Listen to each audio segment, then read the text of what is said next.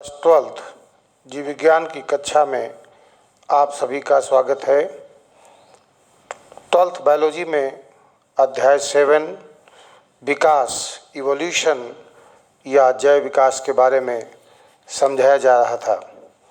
पिछले audio notes के माध्यम से आपको मैंने बताया है कि ब्रह्मांड और पृथ्वी की उत्पत्ति किस प्रकार से हुई होगी और फिर जीवन की उत्पत्ति से संबंधित विभिन्न प्रकार के मत जो कि जीवन की उत्पत्ति से संबंधित थे उनके बारे में विस्तृत रूप से बताने का प्रयास किया था।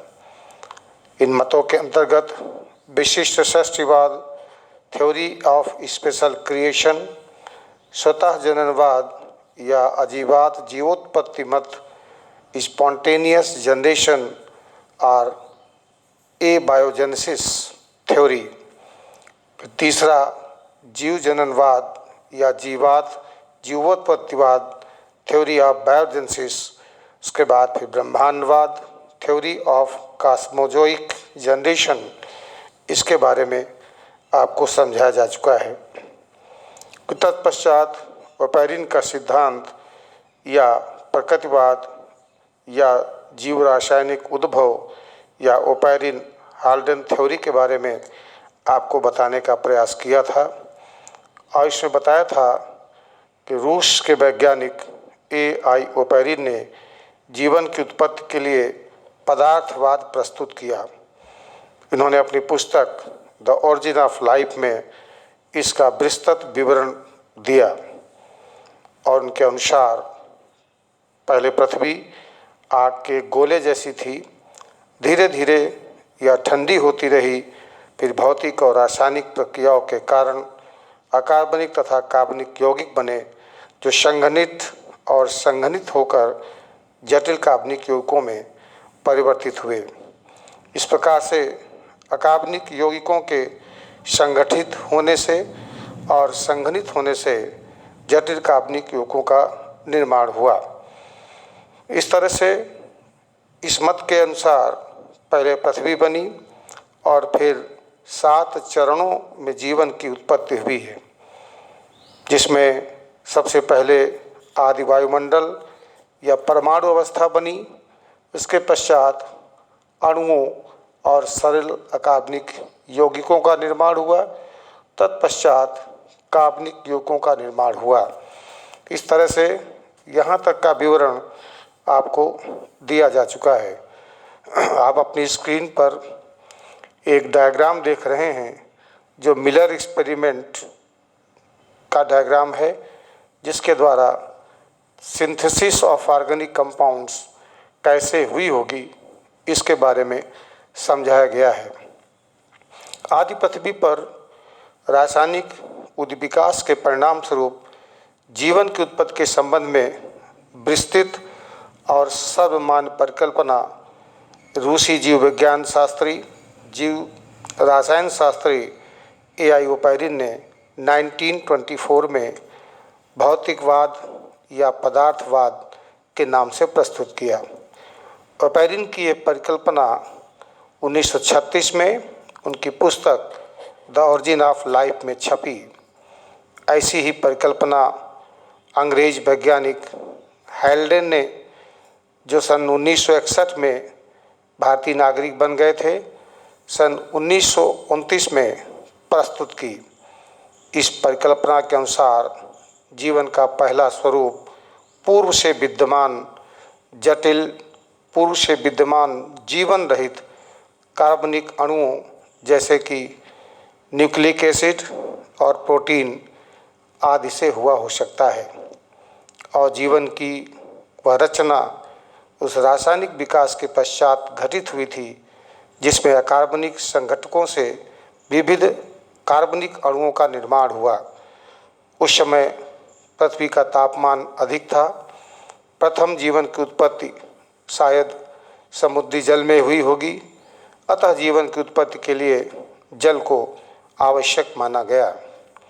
ऐसा माना जाता है कि पृथ्वी पर प्रारंभ के अकार्बनिक रसायनों के द्वारा अनेक प्रकार के कार्बनिक अणुओं का निर्माण हुआ होगा उस समय वातावरण में तूफानी ज्वालामुखी के कारण तापमान अधिक था और मीथेन तथा अमोनिया गैसों की मात्रा बहुत कम थी। इन्हीं सभी परिस्थितियों का अध्ययन प्रयोगशाला में अमेरिकी वैज्ञानिक मिलर ने किया था और उन्होंने अपने एक्सपेरिमेंट के आधार पर यह सिद्ध करने का प्रयास किया कि किस प्रकार से कार्बनिक यौगिकों का निर्माण हुआ है। आइए जानते हैं कि मिलर एक्सपेरिमेंट क्या है और उन्होंने अपने प्रयोग को करने के लिए किस प्रकार की वातावरणीय दशाएं जो उस समय रही होंगी उनको सेटअप के माध्यम से व्यवस्थित किया और बताने का प्रयास किया कि शायद इसी प्रकार से पृथ्वी पर जीवन की उत्पत्ति हुई होगी।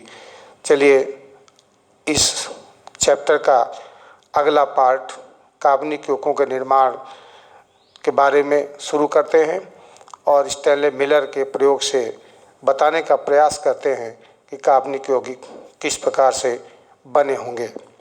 एक्सपेरिमेंट का डायग्राम आपने स्क्रीन पर देखा है, इसको बना लीजिएगा और डायग्राम के बारे में हम आपको बताने का प्रयास करते हैं। वैज्ञानिक यूरे और स्टैनले मिलर ने 1953 में जीवन की उत्पत्ति के संदर्भ में प्रयोग किए। उन्होंने आदि पृथ्वी पर पाए जाने वाले आदि वातावरण की परिस्थिति को प्रयोगशाला में उत्पन्न किया और जीवन की उत्पत्ति की प्रयोगशाला में जांच की। इसके लिए मिलर ने एक बड़े फ्लास्क में मीथेन, अमोनिया तथा हाइड्रोजन गैस को 2:1:2 के अनुपात में लिया, अर्थात मीथेन 2 भाग, अमोनिया 1 भाग और हाइड्रोजन 2 भाग थी। इस गैसीय मिश्रण को टंगस्टन के इलेक्ट्रोड द्वारा एक फ्लास्क में इलेक्ट्रोड लगाकर उसे गर्म किया गया। दूसरे फ्लास्क में जल को उबालकर जलवाष्प बनाई गई, जिसे एक मुड़ी हुई कांच की नली द्वारा बड़े फ्लास्क में प्रवाहित किया गया। इसके उपरांत दोनों के मिलने से बने मिश्रण को कंडेंसर द्वारा ठंडा किया गया, अर्थात इस मिश्रण को एक संघनित्र से गुजारा गया जहां पर यह मिश्रण ठंडा हो गया और फिर इस ठंडे मिश्रण को एक यू नली में एकत्रित कर लिया गया। वो मिश्रण गंदे लाल रंग का एक गाढ़ा द्रव था। इस प्रकार पूरे सप्ताह तक यह प्रयोग किया गया और प्रयोग द्वारा प्राप्त तरल द्रव का रासायनिक परीक्षण करने के पर ज्ञात हुआ कि इस द्रव में ग्लाइसिन, एलेनिन, एस्पार्टेट नामक अमीनो एसिड तथा अन्य जटिल कार्बनिक यौगिकों का निर्माण हो गया था। इस तरह से मिलर ने कैसे कार्बनिक यौगिक उस समय उन परिस्थितियों में बने हुए इसके बारे में अपने एक्सपेरिमेंट के माध्यम से समझाने का प्रयास किया और मिलर ने आदि पृथ्वी पर उपस्थित दशाओं को प्रयोगशाला में उत्पन्न करके सरल अकार्बनिक एवं कार्बनिक यौगिकों से जटिल कार्बनिक यौगिकों के संश्लेषण को सिद्ध करने का प्रयास किया। इस तरह से आइए समझते हैं कि मिलर के प्रयोग में किस प्रकार से अपनी प्रयोगशाला में किया था और वही परिस्थितियां उत्पन्न की जो उस समय रही होंगी। आप देख सकते हैं एक फ्लास्क है जिसे हम बॉयलिंग चैम्बर कहते हैं, उसमें पानी लिया और पानी को बॉयल किया और इस फ्लास्क का संबंध एक अन्य बड़े फ्लास्क में किया। उस फ्लास्क में मीथेन, अमोनिया, हाइड्रोजन तथा जल वाष्प के रूप में उपस्थित था। उसी फ्लास्क में 2 इलेक्ट्रोड लगा दिए जिसमें उच्च विभव वाली विद्युत धारा को प्रवाहित करने की व्यवस्था थी, जिसके कारण इलेक्ट्रोड का संबंध जब विद्युत स्रोत से किया गया तो वहाँ पर टेम्परेचर 800 डिग्री सेल्सियस के करीब था और जैसे ही इलेक्ट्रिक प्रवाहित की गई उसमें एक तीव्र विद्युत चिनगारी उत्पन्न हुई।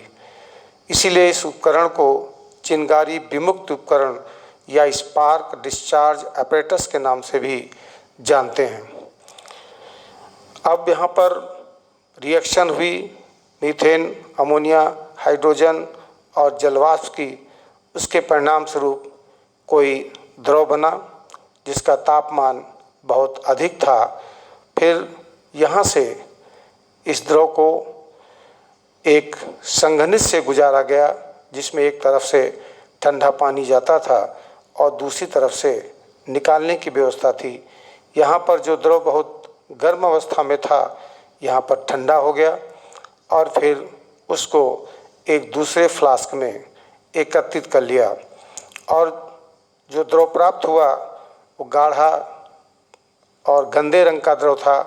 फिर उसका प्रयोगशाला में विश्लेषण किया और विश्लेषण करने से ये पता लगाया कि यह तरल वास्तव में ग्लाइसिन, एलिनीन तथा कुछ अन्य अमीनो एसिड्स, कुछ कार्बनिक अम्ल तथा कुछ नाइट्रोजिनस बेस का मिश्रण था।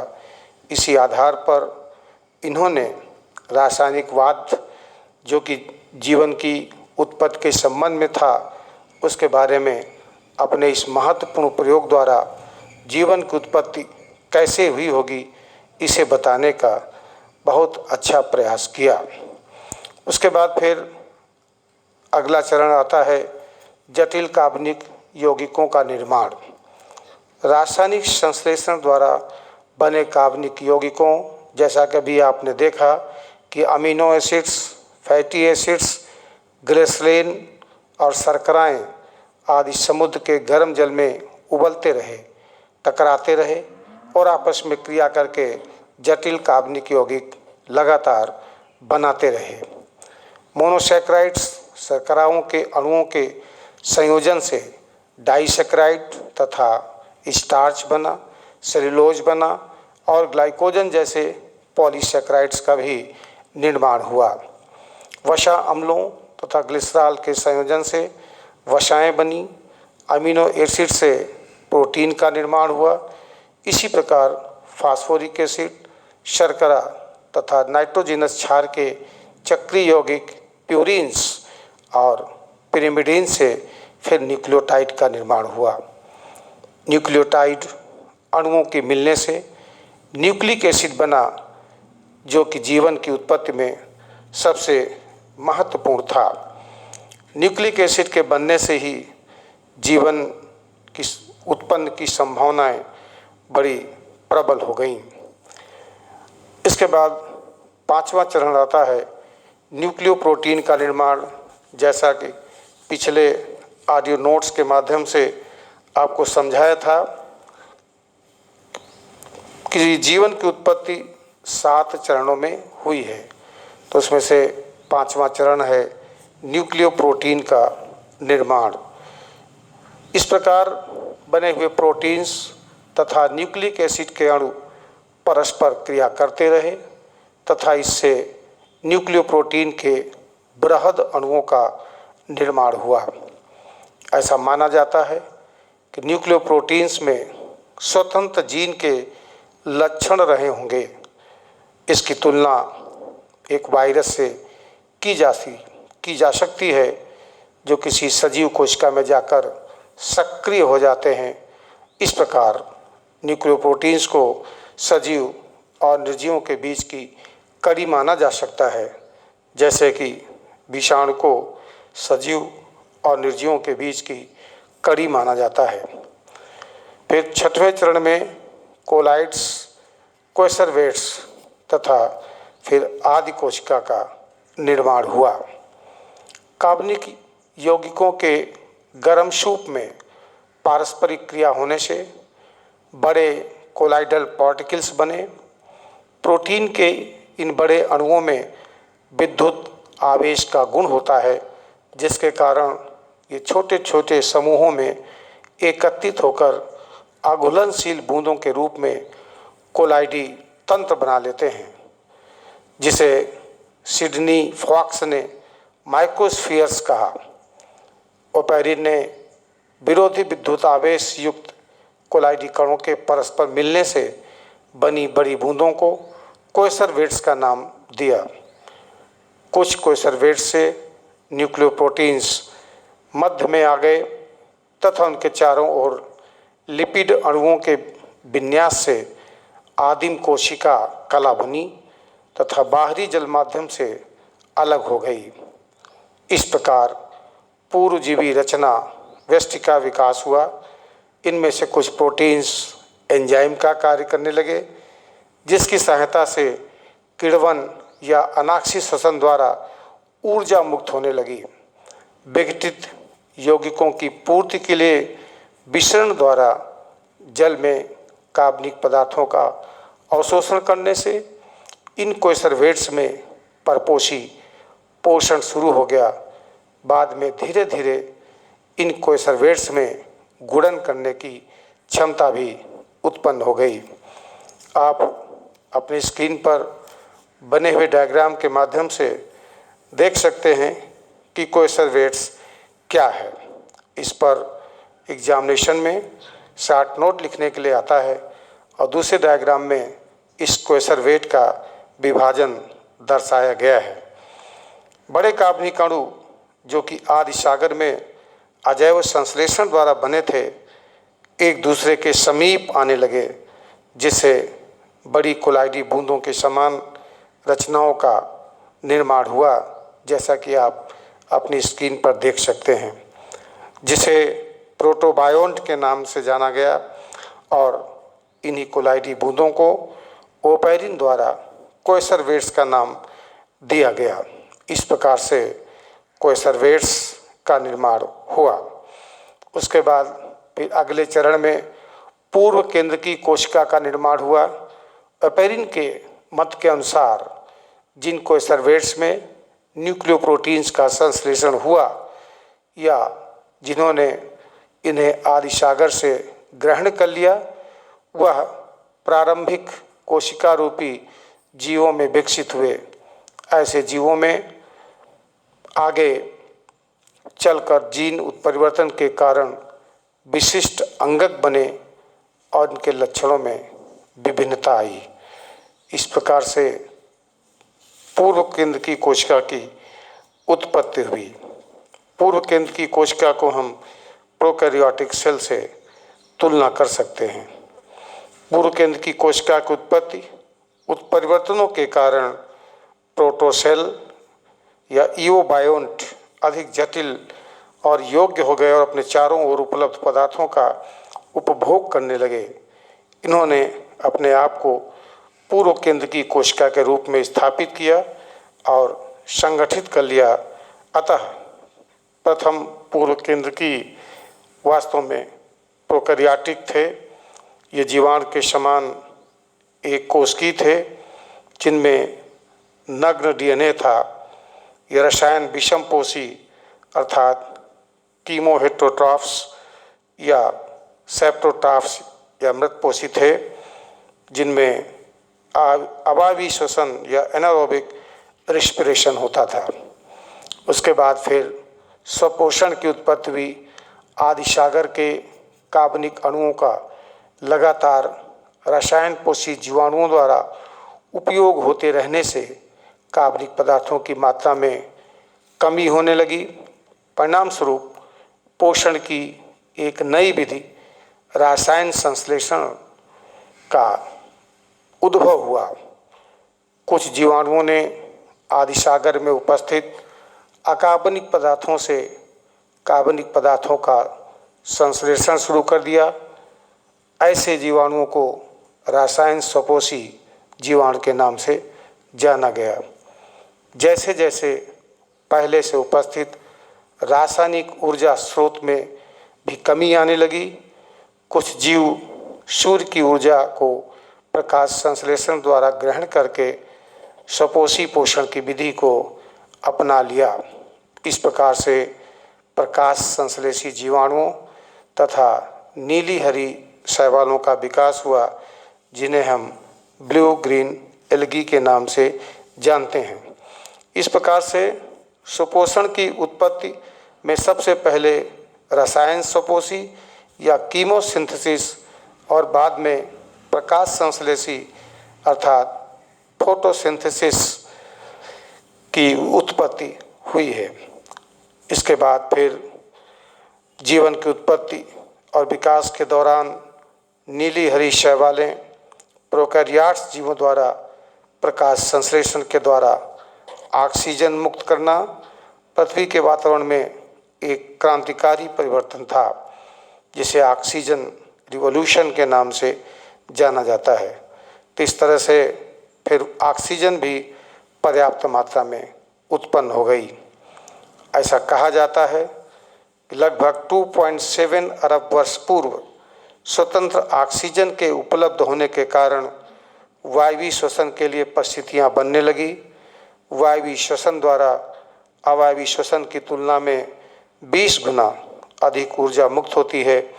इसीलिए प्रोकैरियोटिक अपने को वायवीय श्वसन के लिए अनुकूलित करने लगे। कोशिका में केंद्रक, माइटोकॉन्ड्रिया और अन्य विकसित कोशिकांगों का विकास हो जाने से आदि सागरों में लगभग 1.5 अरब वर्ष पूर्व यूकेरियोटिक कोशिका समान जीवों की उत्पत्ति हुई।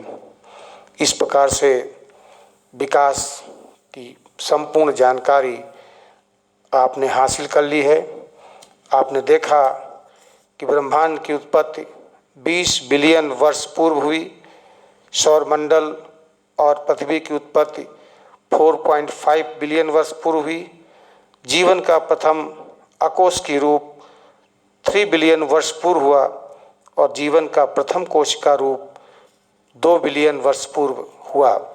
इस प्रकार से आज के इस ऑडियो नोट्स के माध्यम से किस प्रकार से विकास की प्रक्रिया लगातार चलती रही और प्रोकैरियोटिक कोशिकाओं के बाद यूकेरियोटिक कोशिकाओं का विकास हुआ। रासायन संश्लेषी के बाद प्रकाश संश्लेषी पोषण विधि का विकास हुआ और प्रोकैरियोटिक कोशिकाओं के बाद धीरे धीरे विकास के क्रम में यूकेरियोटिक कोशिकाओं का निर्माण हुआ।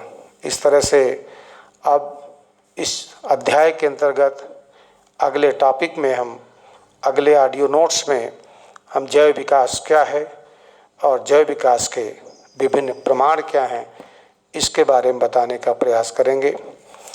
आज के ऑडियो नोट्स के माध्यम से जो भी बातें आपको बताई गई हैं उन्हें विधिवत ध्यान से सुनकर समझने का प्रयास करिए और जो भी ऑडियो नोट्स आपको प्रेषित किया जा रहा है इसे अपने जीव विज्ञान की नोट्स कॉपी में लिखते चलिए।